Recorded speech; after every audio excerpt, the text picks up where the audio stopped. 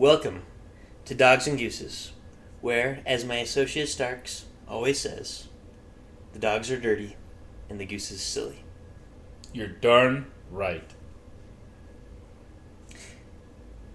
Starks, I'm glad to have you on. I'm glad that we are actually, I think we're in line with our schedule. We're actually up on our schedule. We don't even have to apologize for 10 minutes about how we're late. But so you guys better be grateful. Be grateful. Today, I was talking with my dad the other day. Uh-huh. Just about different things, and he's like, what kind of interests or intrigues me? Because I was talking to him about podcast ideas and things. Yeah. He just had some general questions kind of about our generation. Oh, interesting. Like things that we do at work, things that we do like just more in our kind of our personal lives. I thought it'd be really interesting. I don't know if we're quite in line maybe with our generation at large. That's true. I still think that I think you and I tend to sympathize more with the older generation. Correct. But I still think we have maybe some similar tendencies, and regardless, 100%. We've interacted enough with our generation. Yeah, that we will have some idea right. of. Beforehand, I know that a lot of you are thinking, wow, these are some very blanket statements that they're making. Yeah. And that's just how it's got to be. When we you're like talking blankets. Yeah. They keep us warm. Yeah, so there. Yeah, we're going to make generalizations. Something people don't realize about generalizations is they are generalizations. Yeah. There are always exceptions to the rule in pretty much everything. Not everything, but in a lot of things. Exactly. So, bear with us and just accept that as part of it. Yeah, you doubting listener. So, first I just kind of want to get a general, or take the temperature of the general read of our generation. So what do you believe are the common features of our generation? Like you yourself, you're thinking, you are my generation, what are the common benchmarks?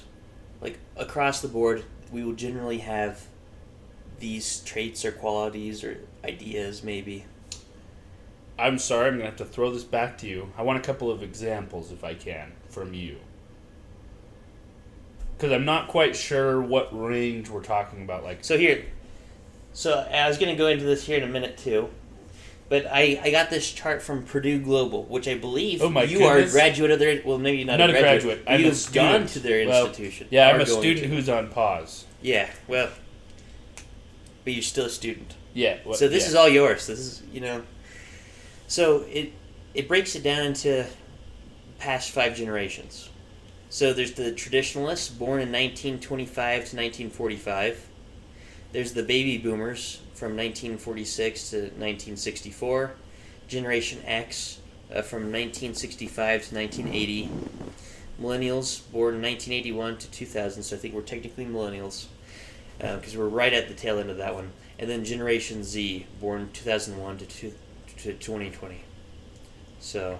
Wait, what's after Generation Z? Is that confirmed yet? No, I don't know if there's a particular They don't come up with it till later? Right, I mean, we're just a few years into it. I think you need to have a bit more information. You need to have, adults or semi-adults for that to start to develop. So. That makes sense. So, as millennials, and so on this chart it describes different things, and I want to go over the other ones too, maybe. I guess we can just do that now.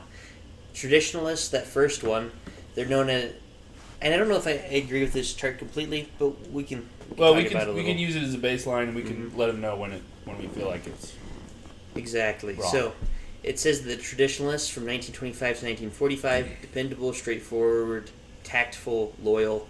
They're shaped by the Great Depression, World War II, radio, and movies. I think that's pretty accurate. Yeah. Motivated by respect, recognition, providing long-term value to company. Their communication style is usually personal touch, hard-written notes instead of email. Yeah, they're not the best at emailing, but then again, they really got that at the very tail end. Yeah, they got that at the end of their life, more or less. Worldview, obedience over individualism. Age equals seniority, advancing through the hierarchy. Baby boomers from 1946 to 1964. Optimistic, competitive, workaholic, team-oriented. They were shaped by Vietnam War, Civil Rights Movement, and Watergate. I think more or less, at least, definitely the Vietnam War. probably the civil rights movement. I don't know about Watergate as much. I haven't heard that many. I think they mention it sometimes, but it's not. Maybe Watergate, I think, is not the best example, but I think we have seen a general decline of institutional trust. Yeah, and maybe that was a catalyst of sorts. I don't know. There have been a number of scandals, though, I feel like, that were as big as Watergate that I think could also notably be mentioned throughout their lifetime. That's fair. They're motivated by company loyalty, teamwork, and duty. The communication style is whatever is most efficient, including phone calls and face-to-face.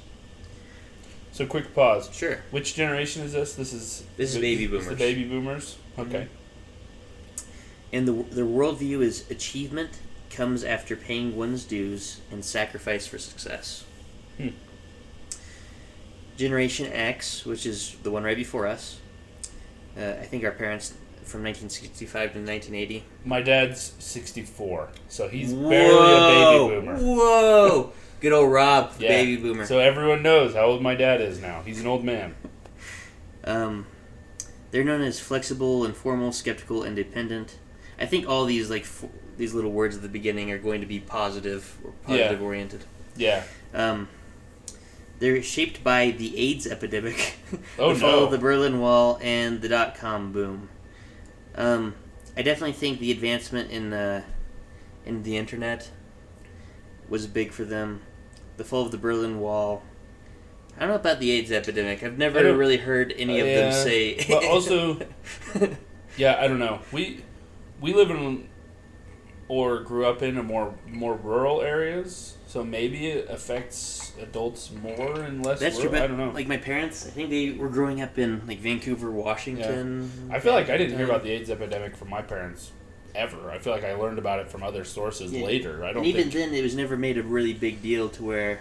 Yeah, I don't think it was a very big thing at all for. I think maybe it was for some people, like maybe for some areas, maybe bigger cities then. Yeah, well, they have a more diverse population, stuff like that. Okay. Motivated by diversity, work-life balance, their personal professional interests rather than the company's interests. Their communication style is whatever is most efficient, including I mixed up the baby boomers and the baby boomers. Oh no, it's the same one. They have the same communication style. Oh, whatever's most efficient, and including face to face. Yep. And phone calls. Worldview, favoring diversity, quick to move on if their employment fails to meet their needs, resistant to change at work if it affects their personal lives. I don't know. Kind of. I don't know, and I'm mostly thinking, as we go through this, I'm thinking about my parents. It's hard not to. Yeah, and they're the ones that I'm kind of going through. I don't really think that they were...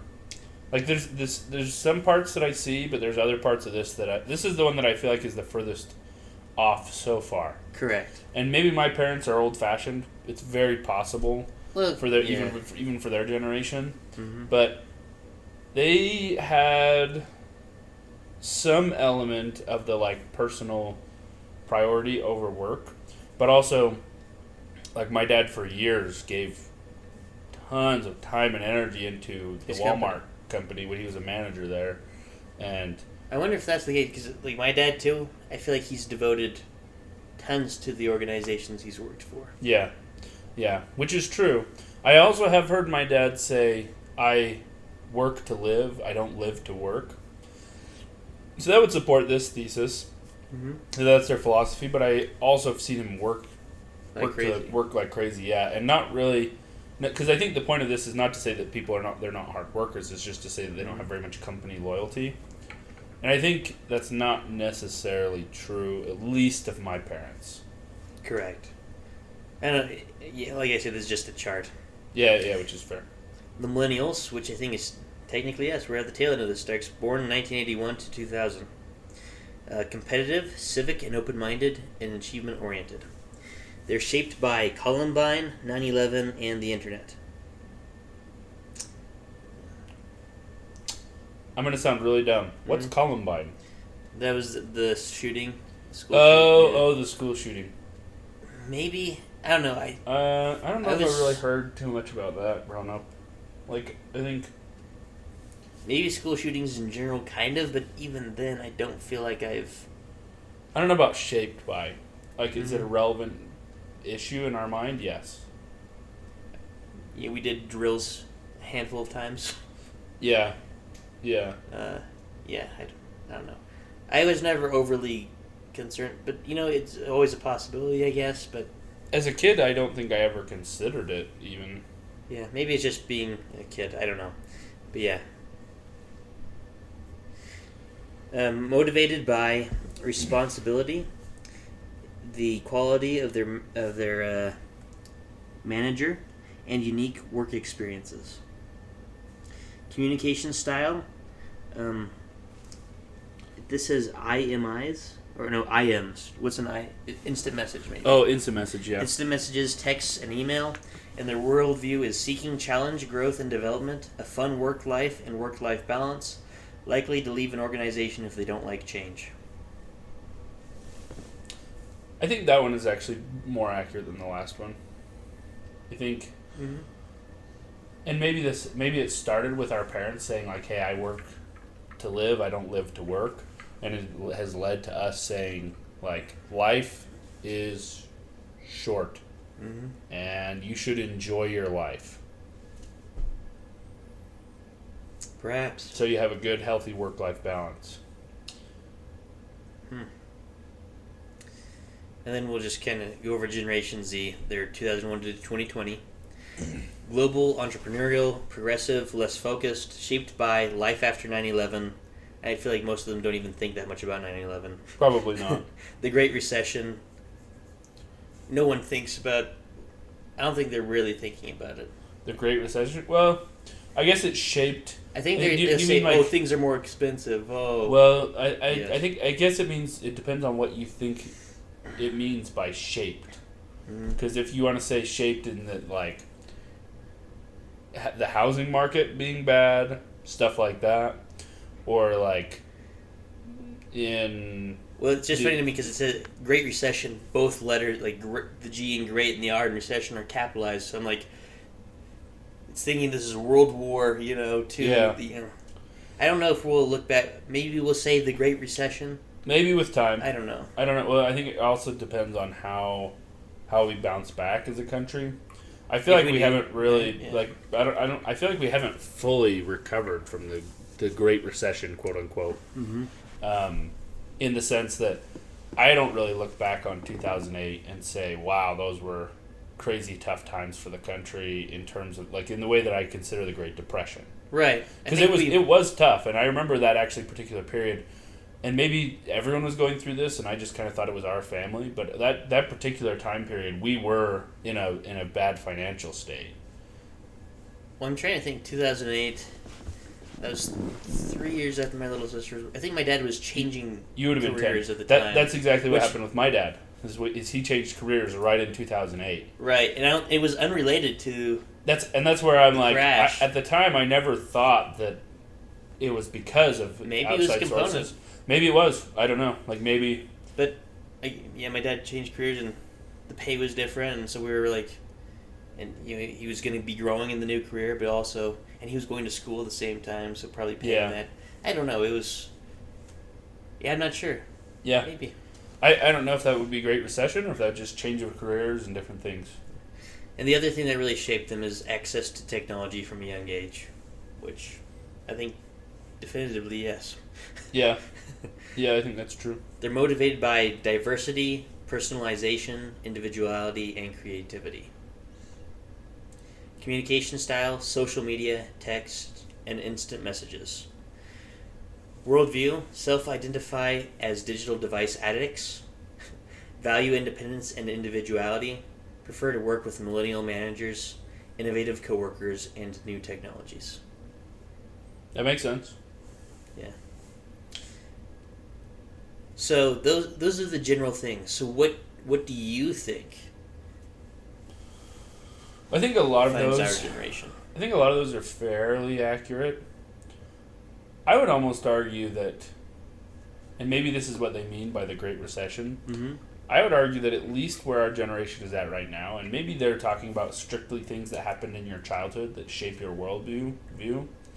I would argue that the housing market has almost shaped our generation to some degree, where I know tons of people who talk about the housing market, and it's just a general topic of conversation at this point because so many people want houses, and so it's a very easy thing to talk about because they're a lot higher than they used to be. And I have a lot of thoughts on that, which we can get into if we want to later. But yeah, we'll go deeper into that a little later on. But yeah, it's an interesting. So additionally, I feel like I think the characterization that we like a good work-life balance is very true. Okay. I think I've seen that reflected in many people. Like, we're just not workaholics like our parents and grandparents were. We kind of have an expectation of we want to have some personal time with our work time.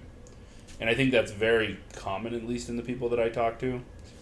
There are some exceptions, as in anything, but yeah, I don't know. I've always described myself as work hard, play hard. I'm a big believer in when you're on the clock, get it done, work really hard, be a good employee, or I mean, in my case, I'm a business owner, so I try and generate. Self-employed. Yeah. But even when I wasn't a business owner, I am a big believer in working hard when you're on the clock. But when you're off the clock, go have a good time. Go spend time with your friends, start a podcast, play sports, spend time with your wife. Like, all these things I think are really important. And so that's kind of always been my philosophy. And that seems pretty accurate with that. I relate, and I think this is correct with millennials preferring instant message. But I tend to relate a little bit more with Generation X on this one, where I would much prefer a phone call because I just don't have the patience for the back and forth. 100%. A lot of my employees will text me and like, well, I think this particular thing merits a phone call. Yes. And I do like the instant back and forth conversation that we can have to really. Sometimes it only takes a minute, maybe less, 30 seconds to just back and forth. Yeah. What's going on, and arrive at some sort of meaningful conclusion where we both contribute. My poor business partner, he's super busy, and he's also a millennial like me. He's a little older than I am, and he's super busy, and all the time I'm calling him, and I feel bad because I think he prefers text. Yeah. But I'm like, I just want to get this done. Like, I just want to call, get it finished, and get everything worked out. And that's kind of my philosophy. But I think a lot of my peers are not the same way. Yeah. And maybe it's just that there's also an art to a phone call sometimes. Yeah. Like when I was I remember some of the first phone calls I had ever made. They were really awkward. You don't know how to end them. Yeah. But, you just learn it by doing. Yeah. Well, I have some friends that don't recognize the cue. Mm-hmm. We were with a bunch of our friends and one night, and when the room goes quiet, and then one person goes, well, that's like, I'm leaving. That's a precursor to I'm leaving. You don't want to be abrupt. You don't want to be like, okay, I'm out of here. And so you say, well. Or you stand up and stretch a little, or you stretch. Or you kind of smack your knees or something like that. Those are the cues. Williams is really skilled at that, by the way. So this is the story. We're with a bunch of our friends, and we were sitting in a room, and William kind of just like smacks his knees and goes, well. And so ever since then, everyone noticed. Everyone took note, and they're like, well, Williams is ready to leave. Okay. And so everyone would look for the signal from Williams every time we had a gathering with those friends. These are all natural cues. They are. They're well accepted. Stretching can work. Yay. Standing up, well, or it's been good talking Even to you. Even just preparing to stand up, kind of a thing. Yeah. Sometimes checking your phone if you do it notably enough. I realized on my mission that there actually is a difference in how you check the time. You can check the time in such a way that's not like, hey, I'm ready to go. Mm-hmm. But you can also check the time that's like, and I don't know what the difference is. It's subtle. I just knew that I could be in a conversation with somebody and I could look at my watch and not have it bother anything. Usually I think it's just quicker. Mm-hmm. A little bit less. There's something about the Like, watch that obvious. kind of... Now, if you're looking like... And you like look dead-faced into the Yeah. watch, then it's like, well... Yeah, If you're just like, oh, glance, you know, and you incorporate that into the comfort... Like, you're doing Yeah. hand movements, just check, oh... That's and- exactly. Yep. And you keep going immediately. Yeah, but if you make kind of a note of it, then people know, oh, I need to get going soon. Most people do. So this is where all this was going from.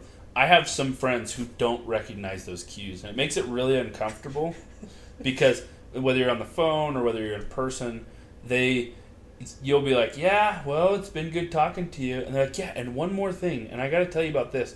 And that makes it sound like they actually recognize. My friends, some of these friends don't. They just hear you say that, and they said, yeah, and it's been good talking to you too, but it's been crazy, man. Like, let me tell you this story about the other day. And it makes it really uncomfortable because what then happens is they're in the middle of a story and you have to be like, that was a great story. I have to go. Phenomenal. Yeah.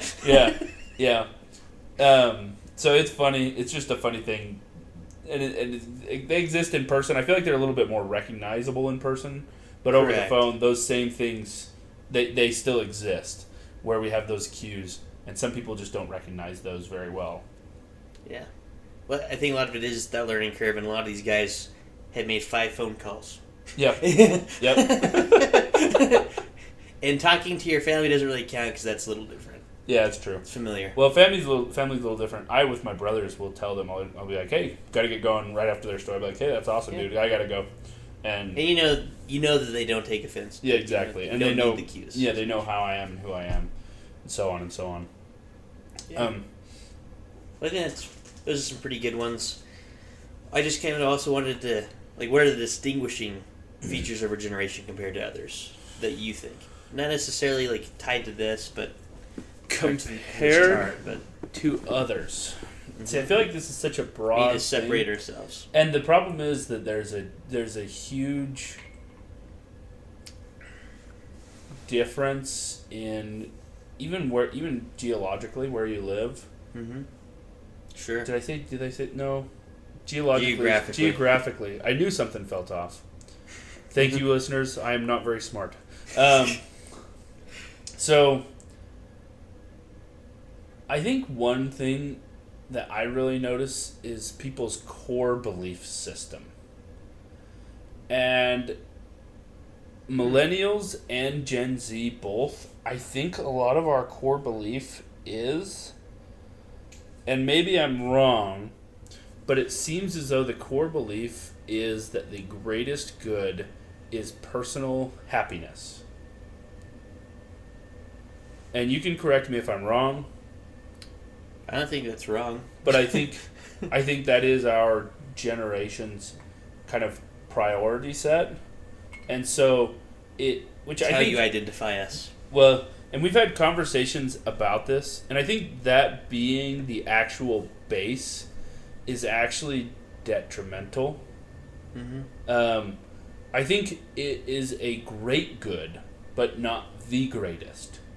I think outside of that, we have, obviously religiously, we have a duty to God, which should overcome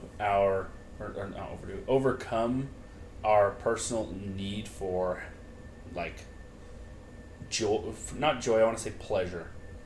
Because right. ultimately, if you make the right choices, it will lead to happiness. Like, that's how it is. But then you go outside of that, and if you're not religious, which lots of people are not, then I think it is still a higher priority to care for those in your inner circle. Now, there's limits, right? You shouldn't keep on, giving your brother, if your brother's comes and lives at your house and he just continually takes your food and you run out of money so you can't eat, at some point you say to your brother, like, hey, dude, you got to go get your own food, mm-hmm. right?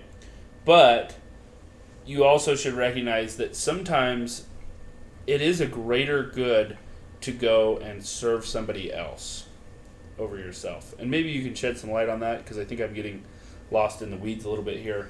No, I think that's accurate. Yeah. So, because we have a duty, basically, I think is what I'm saying. We have a duty to first our family, and then our local circle, and then our state, and then our country. And in my mind, a lot of those things, in certain scenarios, actually outweigh personal pleasure. Or at least they should. Or at least they should, exactly. And so, sorry, this was supposed to be what I thought of our generation. Now I went into...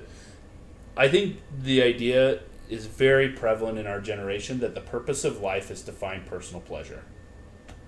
Yep. And so a lot of those duties kind of fell by the wayside. Yes. Yes. So, I listen, I really do think it's very important to seek personal pleasure and happiness and all that stuff. It's not the most important. And when you flip those things around, it causes issues in the long term. I think that's accurate. I think that's a good general idea of our generation. Yeah. So I wanted to talk, first let's talk about some things that are maybe peculiar to us in the workplace, and maybe get to the bottom of why those things are. And then we'll go into personal stuff after that. So we generally have a greater emphasis on work-life balance, as we kind of mentioned earlier. I've been to a few conferences with my work, and I work with quite a range. Like, there are a few baby boomers in there. Plenty of Generation X. There's some millennials in there. And in both of the conferences I've went to for my work, both have had a class that had great attendance. Like, not all the classes have a lot of people. Yeah. But this was always seemingly full or close to full on work-life balance. And always there was participation. People were engaged. So I don't know if it's something peculiar to us, because it also seems like a lot of these Generation X and some of the baby boomers, they're also kind of considering some of these things. Well, and you bring up an interesting point. I was kind of trying to save this twist, and maybe you've already thought of it. I wonder how much of this is simply a shift in perspective as you age. Because, and let me call back a couple of my words. I think what I said is generally true, but I think as people get married, as they have kids, as they have more people dependent on them, generally that shifts them a little bit away from that personal fulfillment mindset and a little bit more towards a responsibility mindset. So maybe it's not very fair of me to classify millennials as that entirely, because we are in the younger generation of millennials. Maybe those that are in the older generation are generally geared more towards responsibility and duty to, like, your family or to your country or to whoever. Perhaps. It's hard to say. So, but I do think there's a general trend. Although I will say, I do think there are a lot of older people, but I mean, the younger people are taken up into the workplace. And it is a lot of younger people still concerned about the work-life balance over 100%. Over the older ones, I think. But I don't know. No, I think that is something. And when I say that some of the values will change, I don't mean that all of them will change. Because I think, to your point, a lot of the older generation, like, some of them quite literally work themselves to death. Right? They're no longer here. Exactly. It's because they work themselves just continually and just kind of a rub some dirt in it type. Which I tend to be, I think, a little bit more in that style. But I also have kind of an idea of work-life balance where there's a certain level of, I feel like at a certain point, if your job's requiring you to work 70 hours a week, 80 hours a week, every week, forever, if you're doing that to make your family survive, that's fine. But if you're doing that so you can have a jet ski, that's different. Then you need to cut back your hours. And sometimes your job will then say, hey, we need to get this done. You need to work more. At a certain point, you got to say to your job, hey, I'm only willing to work this much. And if you want somebody to work 70 hours a week, find somebody else. And, yeah. So like I said, if you're doing it to keep your family alive, that's one thing. If you're doing it so you can have a big truck, a nice house, and a jet ski, then I feel That like would be a little different. yeah. So I think that's fair. Also, just generally, sorry, were you gonna say something? I was just gonna say, I know I'm giving a lot of my personal views. Yeah, well, But I feel like as a member of this generation, I can share my thoughts. And I think, like you said, you and I tend to be a little bit more old-fashioned. So take my thoughts and William's thoughts with a grain of salt. I was talking with one of my employees, or we were just having a group conversation, and one of them said, everyone's a product of their own generation. And then one of my employees said, not Brandon. He's a product of a whole nother generation. It's very true. It's very true. You're a product of, 40s country generation. I just thought it was funny. That is funny. I was also going to mention this, and my dad brought it up. He's like, your generation tends to be, just from his observations, he manages a lot of people. Mm-hmm. Tends to, you guys leave work on the dot. Yep. A project is not going to make you stay a little after to get through things. And at the most recent conference I went to, which was last week, there was a younger presenter. I believe he appeared to be in the millennial age range. And he's like, guard your personal or your personal life in your time outside of work like it's gold. Yeah. He's like, at this time, I leave work, I go home. As soon as I set my bag down, I'm no longer thinking about work. I'm not doing those kind of things. And I get that, and it's something that's been noticed. I don't know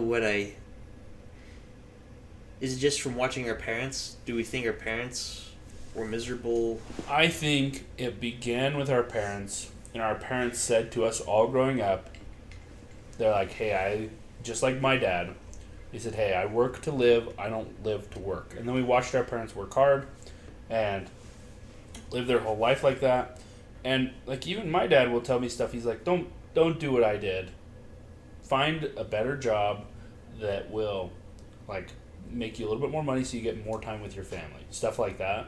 So I think it's those ideas passed on from the previous generation that says, work hard, but basically don't do what we did, kind of a thing. Yeah, and this is one thing I definitely relate to with millennials too. Here's my belief. And not belief. This is how it is, and people forget how it is because we've basically forever ago we came up with this system, and there was a certain way it was supposed to work, but everyone kind of forgets how it works because it's been working for so long. Mm-hmm. People always need to remember, and this is something I will die on the stand. I'm a business owner. When I have employees, I want them to give everything that they can for my company to be successful.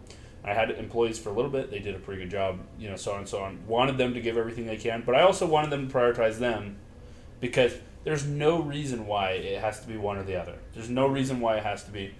There are times and places where you have to go above and beyond, but that time and place should not be all the time. But anyway, sorry, long lead in. Here's the point. Your relationship between you and your employer is a contract. Your employer wants this, you want this. If you want different terms, negotiate with your employer. If their terms are unacceptable, find a new employer. That's how it is. It gets a little tricky when you're working with big companies because they don't have very much flexibility. And this is something my brother and I have talked about. There's a time when they ask you to do something outside of your responsibility, and you go do it. You say, hey, listen, yeah, I'll take care of it. I'll be a good employee. I'll take care of it. Make sure that we get you out of this bind. There's also a time when you say, you know what, you're paying me to be X, and you're asking me to do Y. And if you want me to do Y, I'm happy to do it, but you got to pay me to do it. Correct. So every relationship's contractual. And if your employer pays you really well, and they take really good care of you, then you should be willing to do some of that extra stuff because they're fulfilling their bargain and then some. And so it's not to say that you have to make everything contractual. It's not like if your job is to sweep the floor that you should never take out the trash. But it's just to say that if they're requiring more for you than you're valued at, then you should say, hey, listen, I know you're making money, and that's a good thing. I want you to make money. But also, if you're asking me to do more, you need to pay me more because this is a contractual agreement, right? Correct.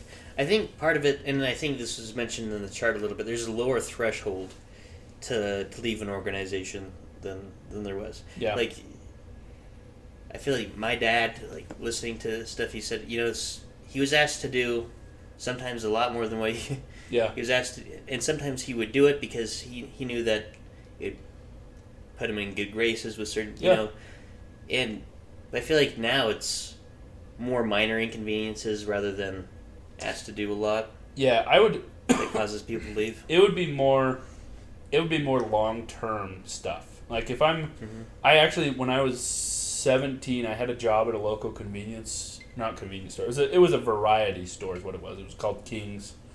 And I was hired on as a cashier. But at that job, I built bikes, I ran pallet jacks, I stocked shelves, I carried heavy boxes, I did just everything because they needed us to do everything. But I got paid $7.25 an hour. And I look back on that and I think about it and I'm like, I was doing way more than $7.25 an hour work. Back then it would have been like $8.25 an hour, but I was and I got hired on as a cashier. And so in my mind, if I'm working as a cashier, my boss comes to me and says, "Hey, I'm in a bind. I need you to do this." Great. I'll go do it. No questions asked. That's fine. I want to be a good employee. I want to help them be successful. That's fine. Happens again. That's fine. Happens 3 times. That's fine. After it starts to become a consistent thing, then I come to my boss and say, "Hey, you're paying me to be a cashier. Stockers get paid $8.25. Mm-hmm. If you're going to have me stock the shelves, I want to be paid $8.25. That type of thing." And so in my mind, it's more about consistency and not really about convenience or about difficulty even of task in many cases. So, and like I said, there's a balance. You want to be a good employee. You actually want your employer to be successful. You want them to make money.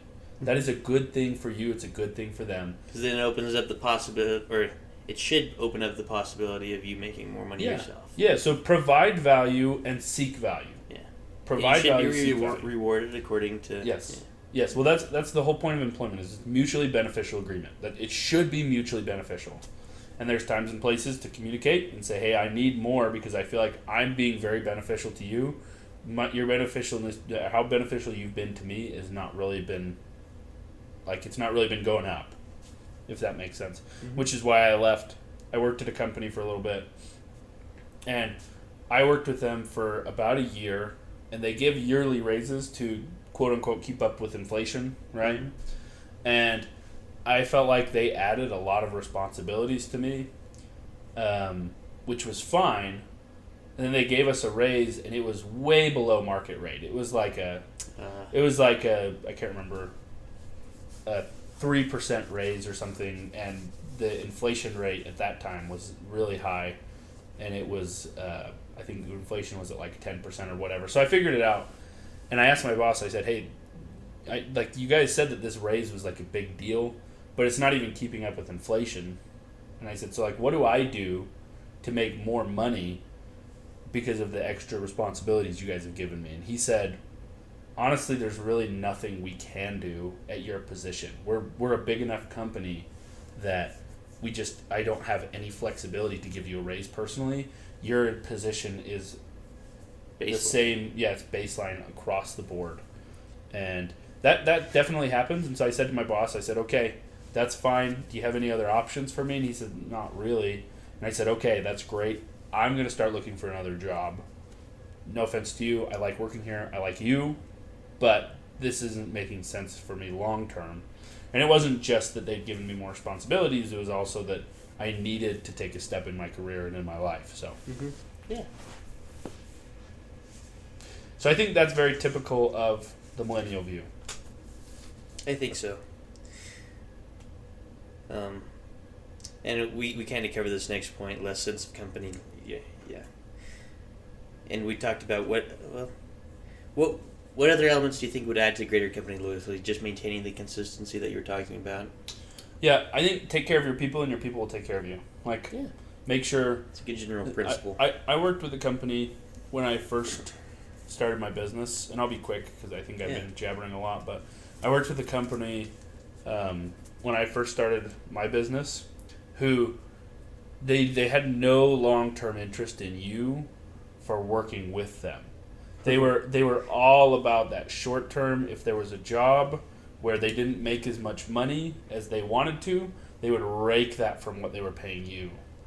And listen, there are times and places for that. If you have a guy who keeps messing up over and over, so on and so on, that's fine.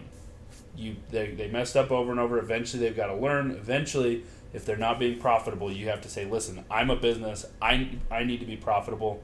On this job, I'm not paying you the full amount because you lost me money. There's times and places. But this company, whenever there was any job that wasn't as profitable as they wanted it to be, whether it was your fault or not, they would find ways to rake that money back. And that is the type of company you do not want to work with because they only have short-term interests. The only thing they're looking at is that on this job, we're going to lose X $1,000, and they're going to be... They need to make that money right now. And so they would make a profit while you made a loss, and they would do it happily. Mm-hmm. And as a company, my philosophy is more, long term. If there's a loss, then I will bear it with you because I want to invest in you as an employee, as a fellow company, whatever, because I want to have a relationship where you are going to work with me over somebody else, and I have that priority. And that's maybe unique to my industry at this time, but I believe in investing in people. And then once again, everything in my mind is about consistency. If there's consistency of wrongdoing, then I sit you down. And I say, hey, listen, this is the third time this has happened in this last 2 months. I can't work with this. So you either fix it, or the next time it happens, we're going to have to take away from some of your paycheck because I can't have this level of performance. And then the next time it happens, then you take from their paycheck. And I actually had a conversation like that with one of my employees back when I had him. We had to let them go because of we shifted markets, but but that's kind of my philosophy: long-term investment in your employees, and they will give you more. And that would also be a time when you'd be justified to say to your employee, hey, listen, I'm asking you to work a little bit extra. I don't ask you to do this every week, but we are really in a bind right now, and we really need to get this done. Right. So, and some people aren't going to see reason in that, and that's just how it is, but I think would be fair. And you're a smaller company, you're more personalized, absolutely. Yeah, so I think that's very reasonable. Absolutely. Also, something my dad mentioned that I thought was interesting was that there's a greater tendency for our generation to telecommute. They would much rather telecommute than work with people in person, face-to-face kind of a thing. They would love to telecommute for their job all the time. And they want to work from home? Yes. Oh, that's because working from home is super easy. Perhaps. I was thinking, is it indicative of laziness, or is it maybe just as effective, so it really doesn't matter, might as well be comfortable? Maybe it's a mix of both, or... Here's the thing. Dependent from person to person. In my mind, and I guess you're asking the question, so I'm going to be the one who's doing a lot of the talking on this episode, but cut me off if you want to do anything. In my mind, it comes down to this. There is a ton of red tape that comes from working anywhere. Mm-hmm.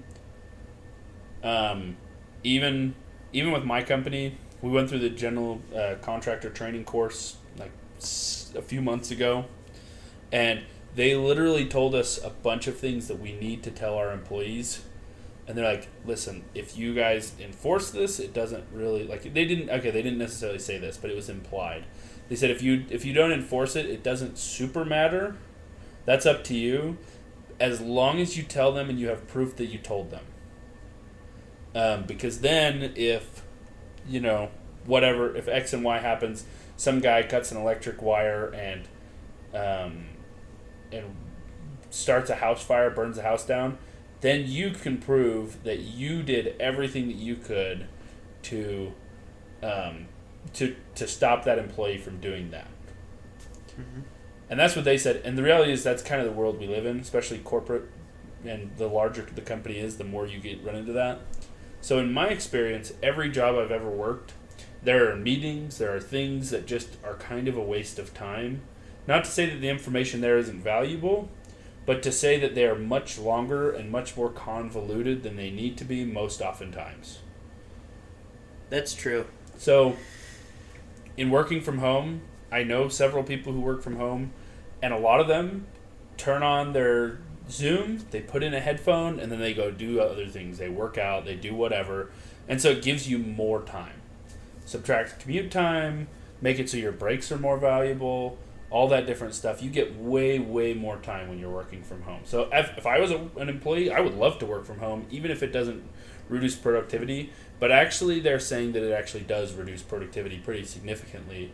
And people tend to do the bare minimum. So they make a lot less use of their time at home. So I would love to work from home. Is it something I would like to do as a business you or I owner? are in? Yeah. Yeah. Yeah, unfortunately. You do a lot of the hands-on stuff, especially in these early stages of your business. Yes. So, yeah. I think that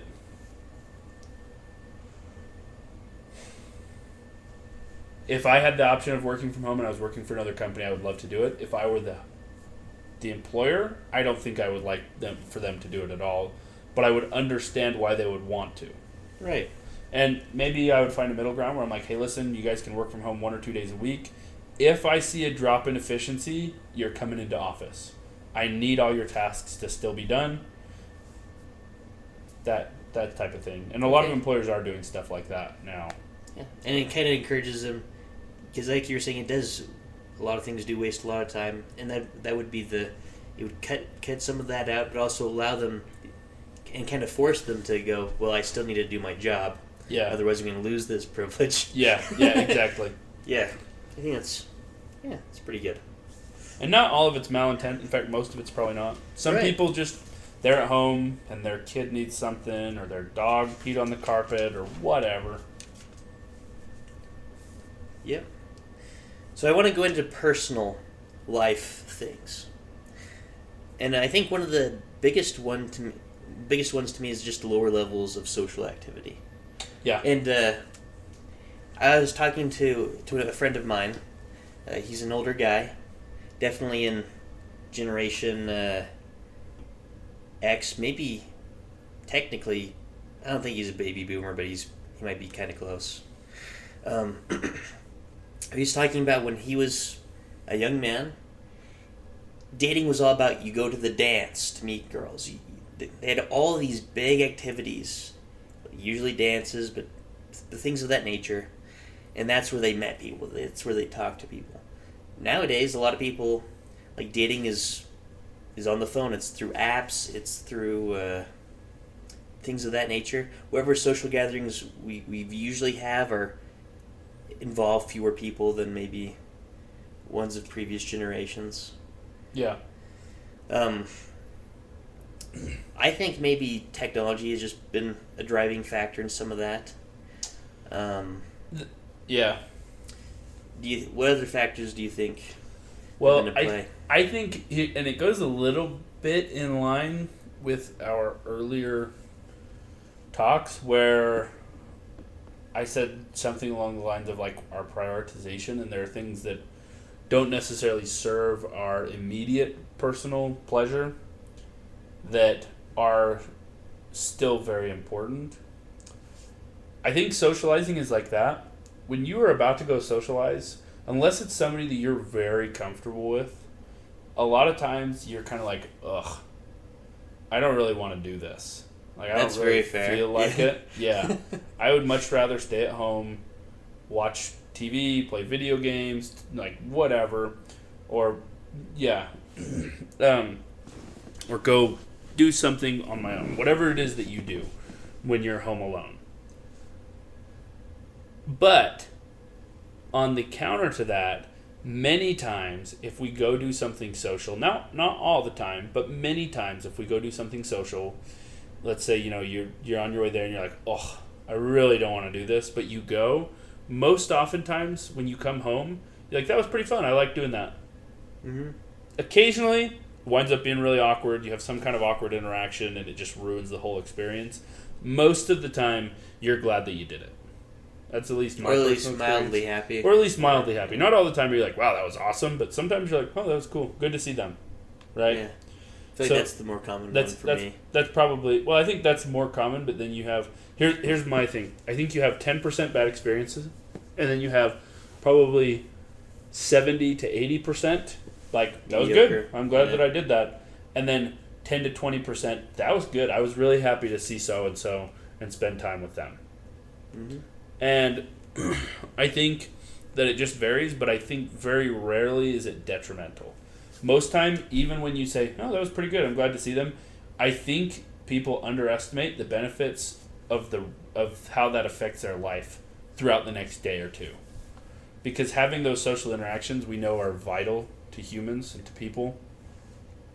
So, in essence, I think if nobody makes you go out and socialize, most people aren't going to socialize. That's just what, or they will, but not as much. I don't know. It puts a bad taste in a lot of people's mouth. So I don't know if that's the most effective. No, well, I don't mean forced to. I mean like forced by necessity. Because if I need some type of human interaction, whether that be, and because they've done studies, and the interactions we have on our phones mimic to some degree some of the feelings of having a personal interaction, but they don't do it as well, and they're much more short term. As with anything, the replacement is short term. The real thing, which is much harder, is long term.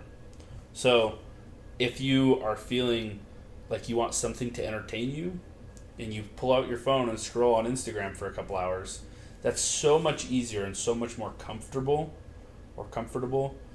than going and talking to your friends or going and spending time with somebody. But it's also much less beneficial, and in many cases actually detrimental. So that's what I'm saying is, like, back in the day, if they wanted or needed some type of social interaction, they couldn't get like a false version of that through social media. They could just go out. They would just go out. They'd go find friends. They would go to the grocery store, and people, I think back then, were a little friendlier. You'd go to the grocery store and they'd be like, "Oh man, how's your day doing?" And then you meet some people, and sometimes people became friends like that. It was simpler. Yeah, seemingly. Exactly. So in my view, the reason why we're less social is because we don't necessarily have to be. And in a weird way, we are under-socialized and over-socialized. Because you've got 1,000 texts to respond to, a bunch of people that need your attention. But texts, unless you've got a really good conversation going, do not fulfill that need. Like if you have, if Williams and I are doing it back and forth and we're having a great time, and it's one of those ones where you're like smiling at your phone and you're like, I can't believe Williams just said that. That, I think, fulfills the need. But most of the conversations where you're like, hey, like, what are you doing next Tuesday? You're like, oh, I can't do Tuesday. What about Wednesday? Oh, I can't do Wednesday. What about if we do this? Like, I guess we're maybe not this week. Let's do it in like a month. Or someone texts you for, people text you for all this random crap. Those are much more of a drain than they are an ad, whereas in-person interaction, much more of an ad than it is a drain. And so my conclusion to this is we don't socialize as much because it's not as necessary in the short term. In the long term, it's just as necessary, if not more so. So we are both under-socialized in person and over-socialized on our phone to the point where we don't really want to have any more text conversations, or at least that's how I feel. I'm sick of texting. Yeah. And maybe some people don't mind as much. But if you ask me on a different day, I might not mind as much. But most of the time, my experience is I have to respond to 20 texts, and that's more than enough for me. And actually, I actually have become more introverted as I've aged. I think part of that is because I have a pretty wide social group, and the idea of trying to add any friends to that social group is almost stressful because I have a hard time keeping up with the friends that I do have with the added, hassle of my life. Anyway. Sounds good. I think that's pretty good. We're running very short on time. Okay. Yeah, maybe 10 minutes more max. So I'm going to skip to kind of my last point here. I think it's very apparent, even without statistics, just from going through life generally, that a lot of people around our generation, in our age, are dealing with much higher levels of anxiety and other issues related to that. I'm kind of curious as to what leads to this and how it can be remedied. Okay. I'm kind of curious your thoughts, and then I might add a few. I would love to hear your thoughts. I feel like I've been doing all the talking this episode, but you have the questions, so I guess I'll answer, and then we'll come back to you whenever you're ready. Yeah. Yeah. So, I actually have a very strong opinion on this, too. As you can tell, I'm a man of strong opinions. So, anxiety, as has been said, is and can be a real thing. I think that the amount of people who actually have some sort of a hormonal or whatever imbalance that causes anxiety are much, much less than the amount of people who need to take some steps to take better care of themselves. And I don't mean that in a look down on them type of way. I mean, we are faced all the time with convenient alternatives. I'm going to say convenient detrimental alternatives.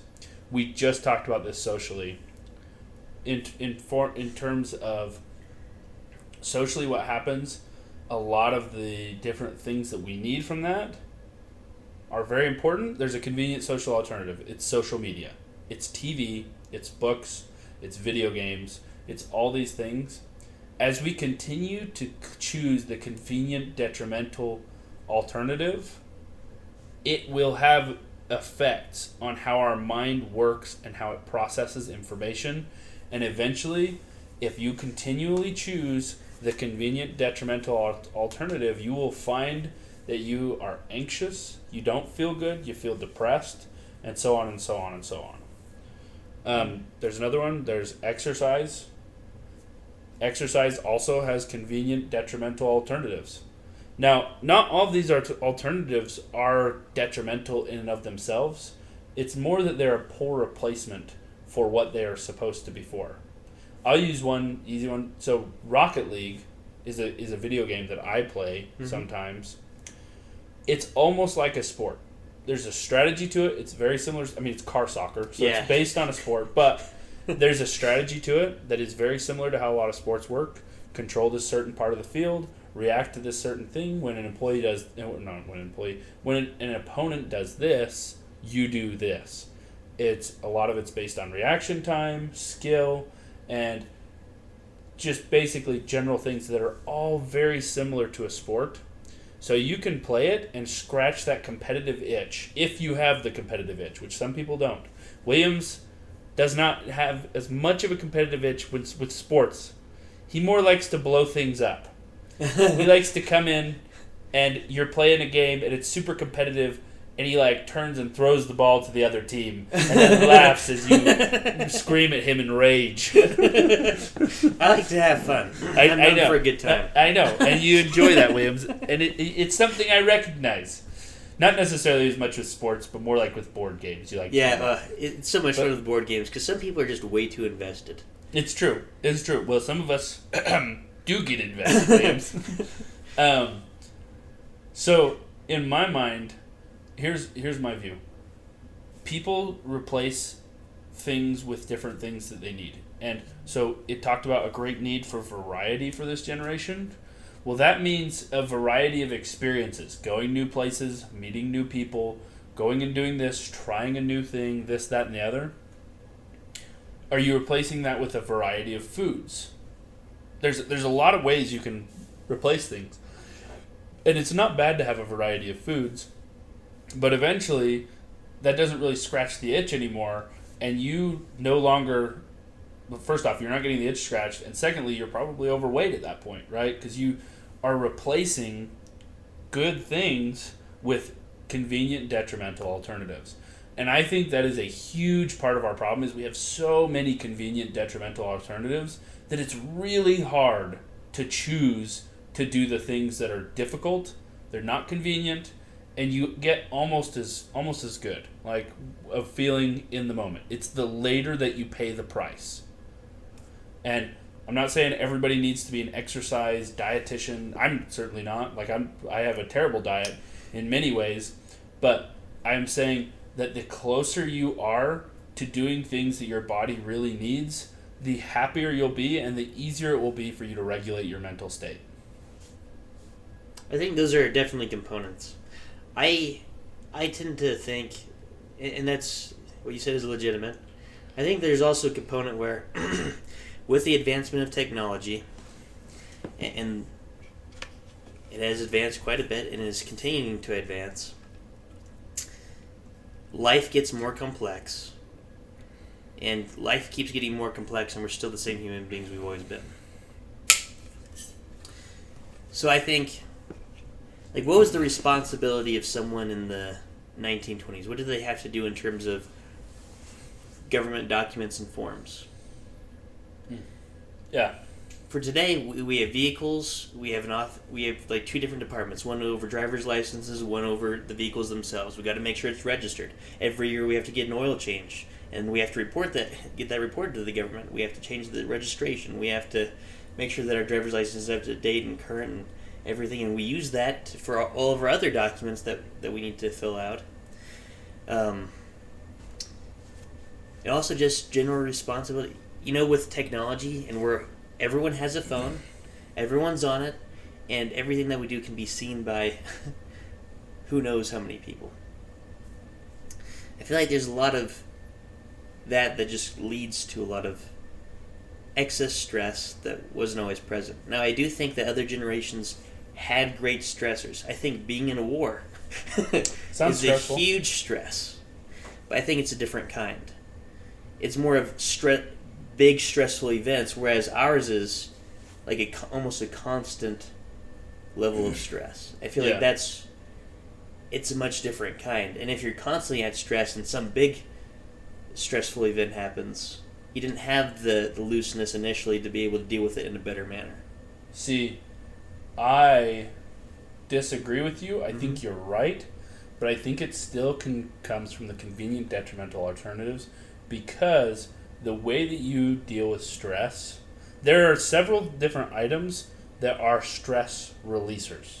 Mm-hmm. You have to find stress releasers for you that are not detrimental. For me, that's sports. Right. For other people, it's social time. For some people, it's going on a walk. For other people, it's playing an instrument. There's a huge variety of things that are not detrimental, that are stress relievers. Because you're right, we do have a lot of stresses. You gotta renew your car. You gotta change your oil. You gotta do this and that and the other. And those are just small examples. I don't think we've ever had as much. It's so easy to access these convenient. Yes, I think you definitely have some merits in the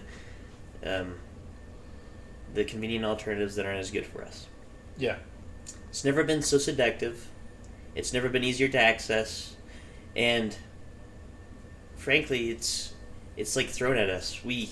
Whereas I feel like you'd have to search for it a little bit, and maybe not, but at least to a greater degree. In the past, you'd have to search 100%. For it than you well, it's like now. It's like in the past. What could have been their convenient detrimental alternatives? A book. How many books can you get back then? Yeah. And how bad is a book really? Yeah, exactly. And that's the thing is even though I'm labeling them convenient detrimental alternatives, they're not in and of themselves bad things to do. They're good things to do if you're not totally replacing those other things. So that's exactly what it is. I think the convenient detrimental alternatives are so prevalent that we've replaced them with the real thing. And so I think your point that life is high stress is very valid. I also think that is why it's more important than ever to do those things that you know are good for you. You know that going out and socializing is good for you, and people need it a lot. And depending on the situation you're in, the more you need it. If you're under a lot of stress, before I got married to my wife is wonderful. I had like 5 friends or 6 friends that if I was going through something really stressful, I would call them and I would be like, Williams, this is going on. And you don't even necessarily you don't always get solutions. Sometimes you do, but sometimes you're just talking The act to of them. doing it. Yeah, and that releases stress. Let me tell you, yesterday, we're working with some clients lately that have been really, really picky. And the problem isn't that they're picky. The problem is that they're picky throughout the process. And so I'm constantly getting feedback from them. And I just want to tell them, just wait till we're done. And if that's still a problem, then come talk to me. But in construction, people will come in and they'll be like, I don't think that this piece is supposed to look like this. And you're like, well, no, duh, because I haven't done anything with that piece yet. And so basically they've been putting a lot of stress on me. Yesterday was a pretty stressful day for me. First I socialized with my wife and a good friend of mine. And was very good conversation. Enjoyed talking to them. Great time. And then I went to basketball and I played for 2 hours. And when I was on my way home, I was walking on sunshine, man. I felt great. All day I'd been stressed. But on the way back from basketball, I felt great because I had done a couple of things that I needed to do to help relieve those stress. That's why socializing is important. That's why basketball and others, or not basketball, but sports, whatever your coping mechanisms are, your healthy coping mechanisms are, that's why they're so important, is because they help us to unwind, they help us to face the stresses and challenges of life.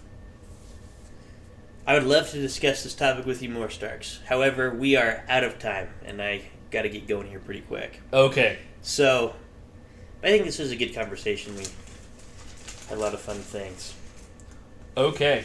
Perfect. You want to close this out, Starks? Yeah, I will gladly close this out. Thank you guys for joining us. And listen if you want, or don't. We don't care. Perfect.